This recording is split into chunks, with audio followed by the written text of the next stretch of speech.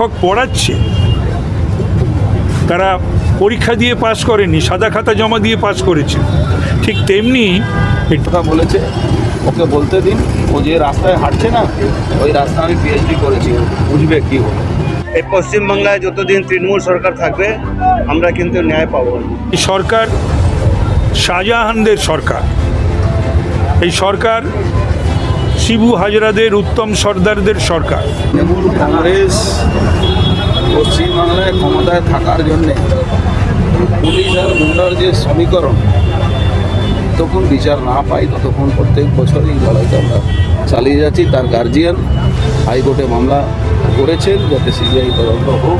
যত রকমের অন্যায়, যত রকমের অত্যাচার এই মমতার সরকার করে চলেছে। भाजपा कार्यकर्ता मनीष शुक्ला के चौथे पुण्यतिथि के मौके पर टीटागढ़ बीटी रोड ब्रैम स्थान से टीटागढ़ थाना तक एक रैली निकाली गई। उसके बाद वहां पर मोमबत्ती जलाकर उन्हें याद किया गया। आपको बता दें, मनीष शुक्ला टीटागढ़ म्युनिसिपल के काउंसलर रह चुके थे और काफी सक्रिय कार्यकर्ता थे।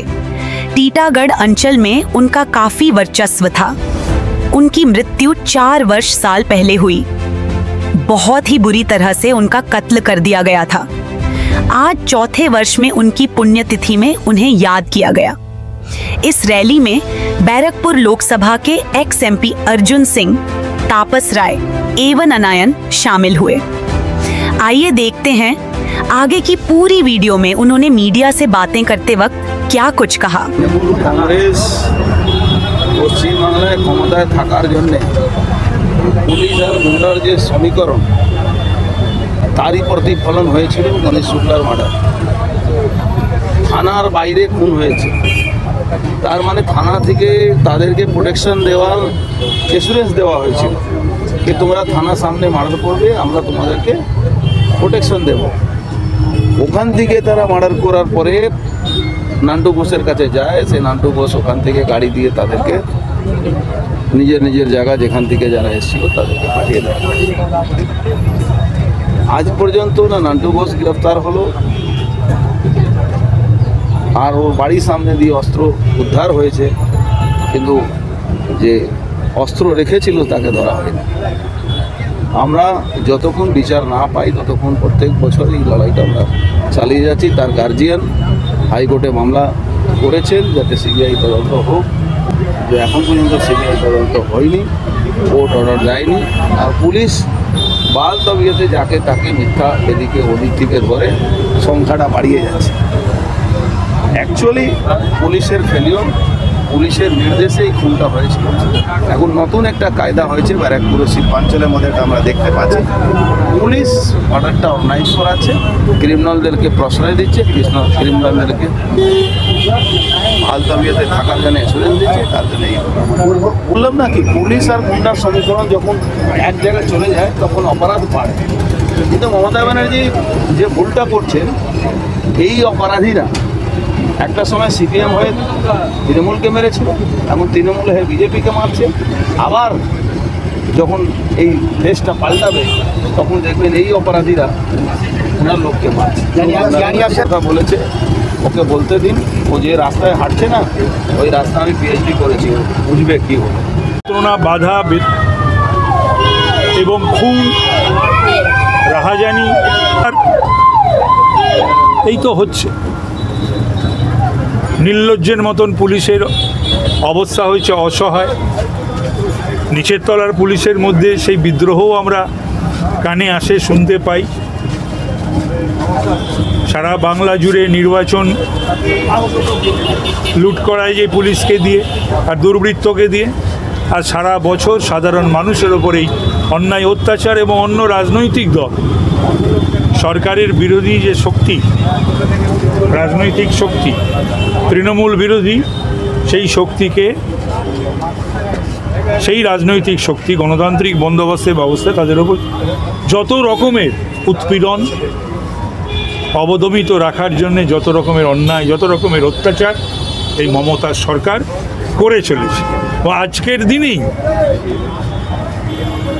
অর্জুন সিং,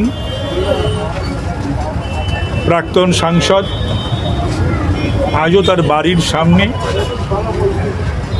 পুলিশ সাথে নিয়ে দুর্বৃত্তরা গুলি বোমা এসব চালায়। খুবই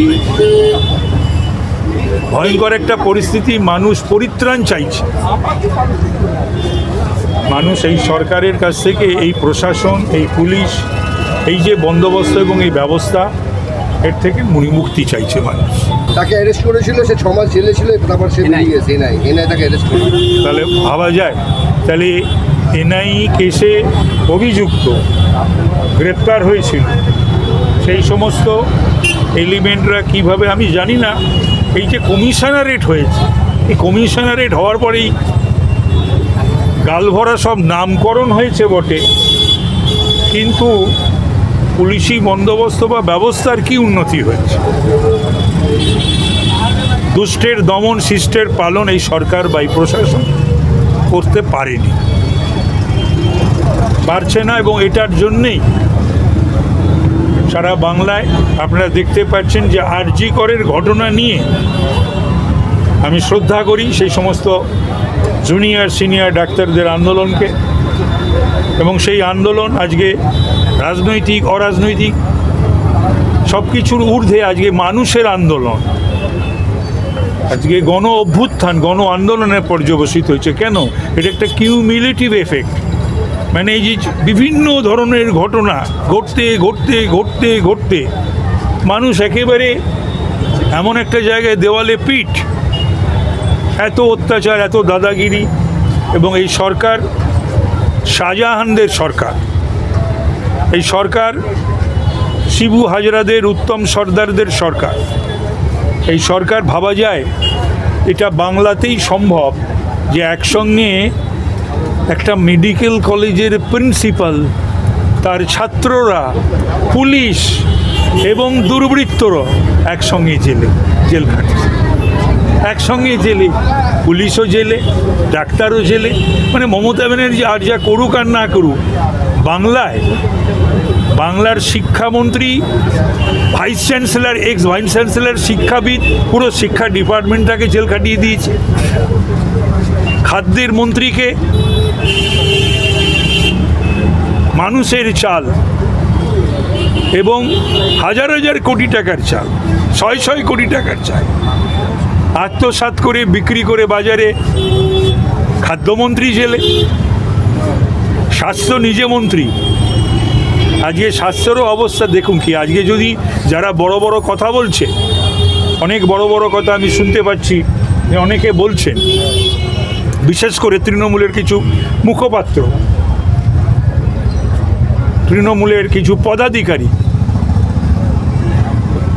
তাদের কাছে যদি প্রশ্ন করি যে স্বাস্থ্য শিক্ষা এবং স্বাস্থ্য পরিষেবা কোন জায়গায় এনেছেন আপনারা, স্বাস্থ্য শিক্ষায় যদি দেখা যায় যারা আজকে যেমন শিক্ষক পড়াচ্ছে তারা পরীক্ষা দিয়ে পাশ করেনি, সাদা খাতা জমা দিয়ে পাশ করেছে, ঠিক তেমনি ডাক্তার যারা হবে, আমাদের চিকিৎসা করবে, আমাদের পরের প্রজন্মের চিকিৎসা করবে, তারা কিভাবে পাস করছে, নম্বর বাড়ছে, অনার্স বাড়ছে, সেগুলো সমস্ত তো তদন্তে বেরিয়ে আসছে।